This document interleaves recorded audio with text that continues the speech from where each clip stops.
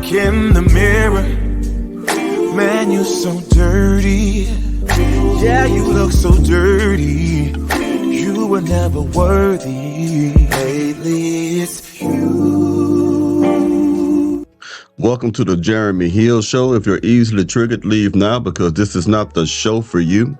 Now, not long ago, actually it was yesterday, that I made a video talking about how women who are single moms are complaining about the lack of help that they are receiving in the Black community. The Black community, it used to be called the village. That's where we used to get that old time phrase or saying, it takes a village to raise a child. So what I'm going to show you is a couple of women who's going to speak out against that. They're going to explain to you why the community, aka the village, is not helping single mothers raise their children. Okay. Oh, also become a members only, because I did a very, and it's not to brag, but I did a very informative video about this same topic, and I put it on the members only. And it's going to be an older lady who's really going to break down to the younger generation why the Black community is refusing to help you raise your children. Now, without any further ado, let me go ahead and get into this thing for you. Give me a second as I put it on your screen. There you go. Let's get it. So I'm sitting in the parking lot waiting to meet my husband for lunch, and I just saw a video of a young lady who asked, where is the village? You know, she was like, you know, if you're not helping me, giving me, you know, buying Pampers, food, or whatever, other than your words, what is this village? Stop saying it takes a village, because where is the village? So in my opinion, the village disappeared when Audacity showed up. There was an influx of young women who, after having one child with a deadbeat father, or absent father, shall I say, and receiving help from the village, after having that one child, you proceeded to have another child, and another child, and another child. Well, the village, quite frankly, said, screw that. We're not here to do it. Exactly. The village is not here to help you raise the children of the Pookie and the Ray Rays and the Nook Nooks that you decided to lay down with and get pregnant by. There were a whole lot of options that came before your pregnancy. You could have chose to use contraceptive. You could have chose to use plan B? Or you could have used, took the shot, the depot shot, and all those other things. Or most importantly, you could have just kept your legs closed.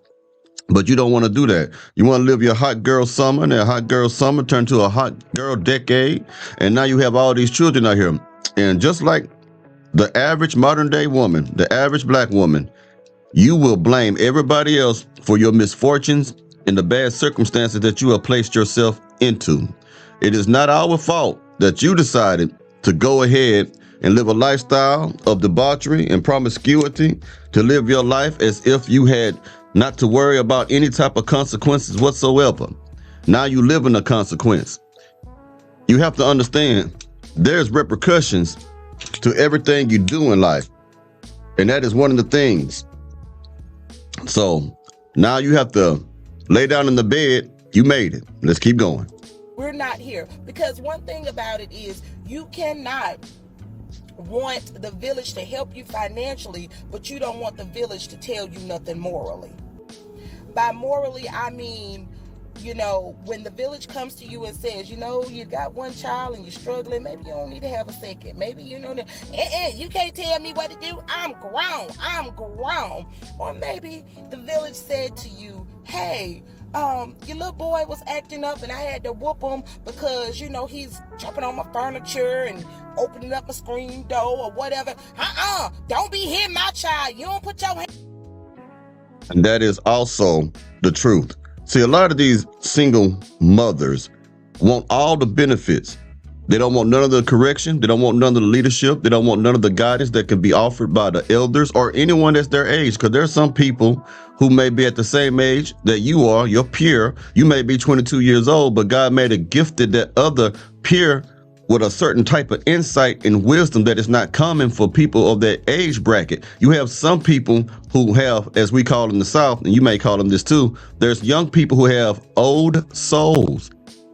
That it seems they just have a type of wisdom as if they've been here before or something like that, or they have been taught already, just revelations upon revelations that God has have imparted unto them. You get what I'm saying? And when a man or a woman or elder warns you about your certain behavior, or warn you about a consequence that will come or that will yield from a certain decision that you've made, and you decide to go ahead and do it anyhow, then that elder, that person who warned you, their hands are clean. There's no blood on their hands because they gave you the warning and you decided to continue therein. Now, you know what a fool is, man? A fool is somebody who will ask you for advice, that will ask you for insight and ask you for your opinion. You give them the advice, and instead of that fool acting upon it, a fool will sit there, look you in your eyeball, listen, let you talk 30 minutes, and then still go do what they want to do anyway, even though you done told them, okay? It ain't nobody else's fault but the single mother. Now, I will be providing facts, data, and statistics as well in this video. Let's keep going, though. Or whatever. Don't be hitting my child. You don't put your hands on my kid. That's not how the village work. Bottom line is, the village is still out here working. The village is out here trying to survive in this economy, just like y'all are trying to survive, right? They've paid their dues. They've raised their children. That's all they're obligated to do. When you get out here and you want to play grown and be adult, then you have to do grown-up stuff, like hold yourself accountable, make better decisions. You know, nobody asked to lay down and have children. Nobody, but you know that's a consequence. So when it happens, you have to hold yourself accountable to that. You have to be prepared to put your big girl panties on and take whatever losses you may have to take, because it comes. It's hard for a 304 to put her panties on because she's so used to taking them off. When you out there in these streets and anybody can tickle your fancy by giving you a little attention, giving you some positive criticism or giving you a compliment, and you get wet because of that swag and the way that they say it, or, you know, they just showing you a little bit of attention because you're not getting that type of validation from your parents, which your parents really are the ones who are the first ones who's supposed to validate who you are. They supposed to be making you feel like you the queen. I don't say queen like that, but you get what I'm trying to say. They're supposed to validate their daughter, to make them feel that they are deserving of good treatment by men. They're supposed to see, when you just treat them daughters and teach them just that part I just told you, even if you're not the most smartest person, if you treat your daughter and teach them that they deserve the best, they most times would not choose a Pookie, Ray Ray, and Nook Nook. It's when you don't give them any type of guidance. It's when you just let them do what they want to do, stay on the phone all day, let the television run them and shit, and raise them. You know what I mean? Now, you do have some women who come from good homes and still make bad decisions, but that's a small percentage. If you teach like the Bible say, man, train up in a child the way it should go and it won't depart from it. A lot of these kids are not receiving training. They're not being taught anything. All they know is if it feels good, do it. That's all they know, because they see mom and daddy doing that. So again, lady, it's your fault. Especially, see, most of these women are raised by single moms anyway. So it's that woman's fault who got pregnant, and then it also goes up to the mother who raised her because she ain't teaching her anything. Let's keep going. Comes with the territory, okay? So my advice to this younger generation would be do better. Do better. Ooh, do better, baby. Do better. Now let me go ahead and put some facts, data, and statistics on the screen for you to take a deeper look at this. I'm trying to put it on the screen. Hold on one second. All right, there we go. Let me make sure it's on your screen because it's on mine. All right, let's read this together, y'all. Now, it says clearly, in 2022, 33% of black children live with their married birth parents, according to children.worldea.org. This is lower than the percentage of other races, including Asians, which were at 81%, whites, which was at 70%, Hispanics, which was at 55%, and multi-racial children, which was at 51%. Now check this out, man. The Asians They get almost 100% of their children being raised in two-parent homes. And what's kind of, I wish they would have put the Indians on there. The Indians, not the ones that, the Native American Indian, but the Indians that come from India, because in America, they're the ones who make the most money out here. According to the statistics that I showed before on other videos, the Indians make the most money, and then the Asians come in next, and then the whites come in after that, and then the blacks and the browns follow thereafter. You know what I mean? But I bet you that the Indians, the ones that come from India, all from over there, they have a strong family structure. I bet it's beyond 81%, because the Asians got 81%. I bet you they probably had 90-something%, man. See, when you are raised in a two-parent home, man, it affects the entire community. It affects generational wealth. It affects all that. When you are raised in a single-parent home, you jeopardize all that. Only 33%, man. Only 33%, man, of black children. Think about that for a second. 33%, not even half, man. 33% of black children are actually in two-parent homes. And that makes sense, because the majority of black people that you meet, they were raised in single-parent home. That's sad. Let's keep going. Now, according to, this was in 2016, though, in 2022. According to a 2016 Institute for Women's Policy Research Analysis of NPSAS data, 73.8% of black women are single mothers. In 2022, now listen to this, in 2022, there were about 4.15 million black families in the United States with a single mother. Again, 4.15 million black families in the United States with a single mother.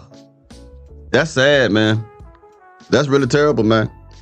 And I want you to also think about like this. If you having all these goddamn kids, ain't no way in hell that the village can help you. How can the village help you and you got more kids than the villagers? They say you got a village of only 100, but 10 of those women, each of them keep having 20 babies a year like that. You're going to outgrow the whole village. They can't go help you, help the kids, help them, help the kids. And then they got to take care of their own responsibilities and their own struggles, man. They can't help you, especially if every time they try to give you some good wisdom, you rebel against it. Don't talk to my child like that. Don't discipline my child like that. Back in the day, man, the people who was cool in the village, in the community, could spank your child and tell your parent about them spanking your child because something you did. And then guess what would happen? You get an ass when you got home too. And we need that. Those styles are proven and true. We need those things back. Like the woman said, the village died when audacity came into play. You have the audacity to talk shit to the person that want to help you. That's crazy. Now let's keep going. I got more to show you. Another clip. Can you dig it? Something that women should think about if they are having discussions about whether or not they want to have children is if whether or not you can successfully raise that child is contingent upon your village or the people around you being willing to pitch in. Think about what she just said. And I believe that. I believe a lot of women are having babies and they consider or they factor in their ability to raise that child upon will they have assistance from other people who are not the biological father, i.e. government assistance, i.e. their own mothers, i.e. their own fathers, i.e. their own friends, i.e. their own siblings. Can these individuals or groups of people help me raise this kid when I'm not married? If I don't have a husband, can they help it? Now, some of these girls, they don't even think that far. They don't think no further than they nose, man. What they do, they just go ahead and have the baby, and then they realize life gets hard after they have the child, and then they blame everybody else, and next thing you know, all men are dogs, and all men are terrible, and no one's helping me. I'm in a bad situation. Nobody loves me because I was a mustard back heifer getting pregnant by Pookie Ray Ray and Nook Nook.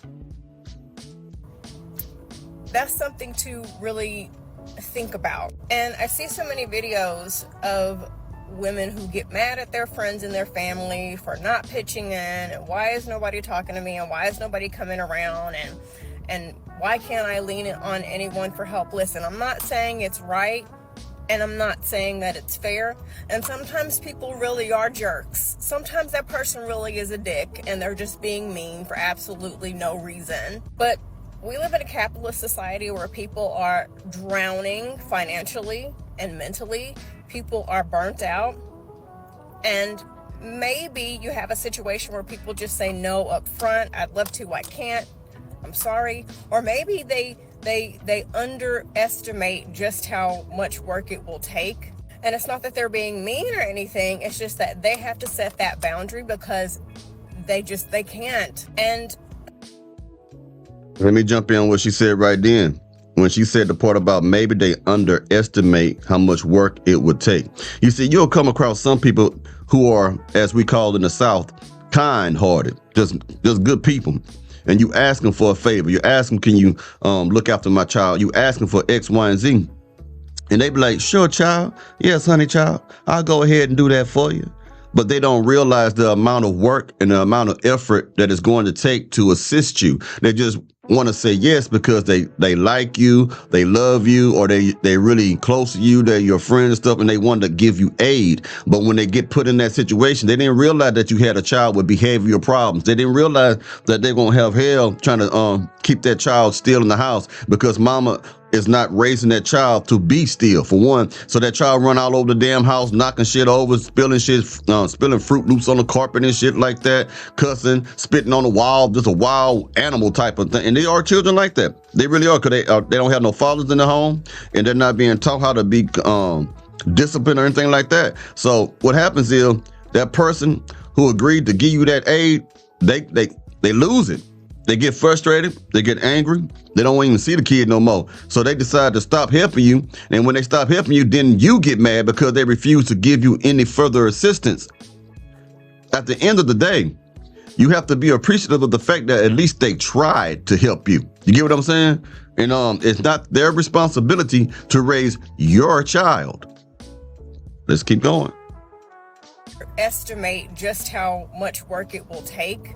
And it's not that they're being mean or anything. It's just that they have to set that boundary because they can't. And somebody made a passive aggressive diss at me last year, trying to say that I'm trying to make women feel bad for asking for help. That's not what I'm doing at all. I'm just saying sometimes your village be tired too. They got children, they got jobs, they got mental health issues, so on and so forth. I remember this woman that I worked with a while back.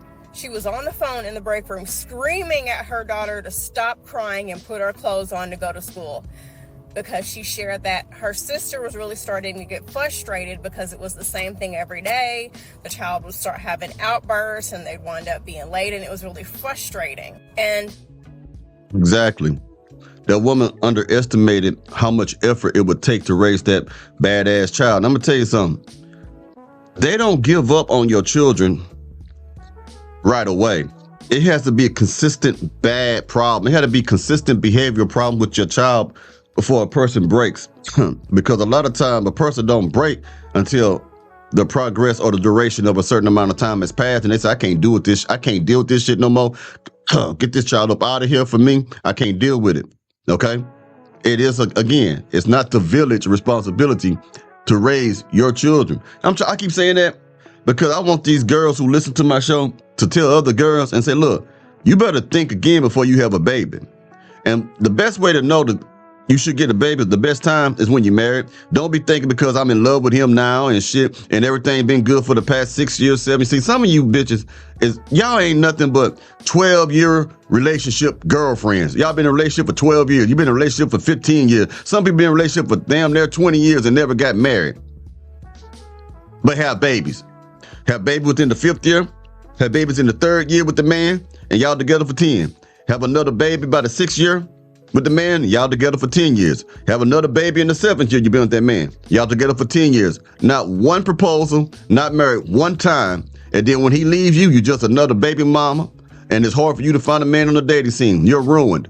Not just by what he did, but because of your foolish decision to be in a situation of where you're getting pregnant before getting married. It's different if you get married and y'all divorcing, and you be a divorcee, or he dies, you become a widower. That's different. There's a certain type of respect that comes with that. But when you just a regular old-fashioned, down, run-of-the-mill baby mama, you don't really get no respect. Listen to all the songs we used to have. She's my baby mama. Dun, dun, dun, dun. I can't remember the whole rap song, but there's a lot of songs talking about the baby mama. And it's never nothing positive. Never nothing positive. Music reflects life. and also the opinions of individuals who live it. So if people are making songs talking about baby mama this, baby mama that, or they making comedies about baby mamas crazy, baby mamas ain't shit, that should tell you how the world in mass pretty much sees a woman who has children outside the confines of marriage. This is really a serious situation. Having a baby is a big thing. Your life will forever change the moment you find out you're pregnant, and it will definitely change by the time you give birth to that child. The life as you had, as you know it, will end. The problem is why we have so many piss poor mothers, they don't want to let go of the life that they had before they got pregnant. They like that lifestyle they had before they didn't have that kid, because they got to go anywhere they wanted to at any time. Now you got a kid, now you got responsibility, you can't do what you want to do, so you drop them off at the grandma's house and they got to raise another kid. Grandma done did her job. She don't raise your ass. She ain't got to raise nobody else. She just do it because she's kind-hearted. And you're just taking advantage of your own flesh and blood. Let's keep going. It got to a point where her sister just didn't want to do it anymore. So she's screaming at the child to behave, because if the sister decides she doesn't want to help anymore, she don't have nobody else to help watch that kid. And her sister is basically like hanging on by a thread, trying to do the best that she can and help as long as she can. And then the sister with the baby is like, please act right, don't ruin this for me. But in retrospect, if you were to factor in, can I afford childcare? Can I afford to pay a nanny? Can I afford to pay someone to help me in this situation so I don't have to go through this? It's their job to take care of my child. Do you see what I'm saying? So if whether or not you can successfully parent a child or raise a child is contingent upon your village pulling through for you, I don't know, that's something to think about, because sometimes people get sick, life changes for them. You know, they underestimate how much work it's going to be, and things might change. You know, a yes today might be, I'm sorry, I can't do it anymore tomorrow. Or people just might be saying no up front. I don't know. What do y'all think? I think she's correct. Yesterday can turn out to be, I can't do it anymore tomorrow because of them children, man. Again, it ain't nobody else's responsibility to raise anyone's children except for the mother and the father. And you single mothers are making it hard on yourselves. Ain't got nothing to do with the men. I know you can't stand to hear it. Anyway, y'all let me know what you think about this topic, man. Hit the like button on the way out. If you ain't hit the like button already, can you dig it? And I'm going to holler at you later on. Y'all take it easy. Y'all be safe now, you hear?